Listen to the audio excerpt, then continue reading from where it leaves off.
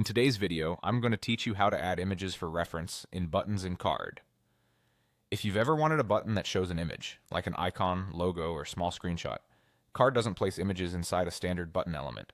The simple workaround is to add an image element and make it clickable, so it behaves like a button while still displaying the visual you want.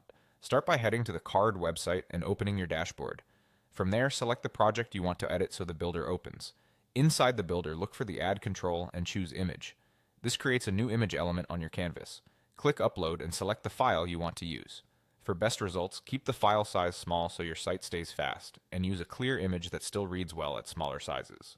JPG or PNG formats work great. After the upload, you'll see the crop frame. Drag and scale the frame to highlight the most important part of your image. If you want a button-like feel, a square or a subtle landscape rectangle often looks clean and uniform.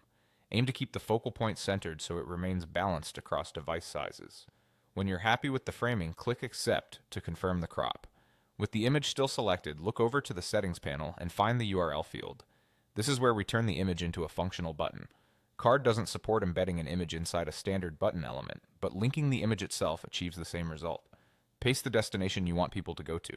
This can be an external page or an internal anchor, like a section on the same page. If you prefer, you can set it to open in a new tab using the options in the same panel.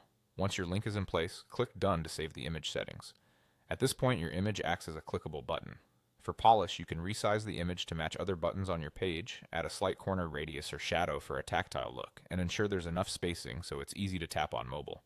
Consider adding alt text for accessibility and keeping colors and contrast consistent with your design system. When you preview the page, click the image to confirm it goes exactly where you expect. And that's it, an image that doubles as a button, done cleanly and entirely within Card.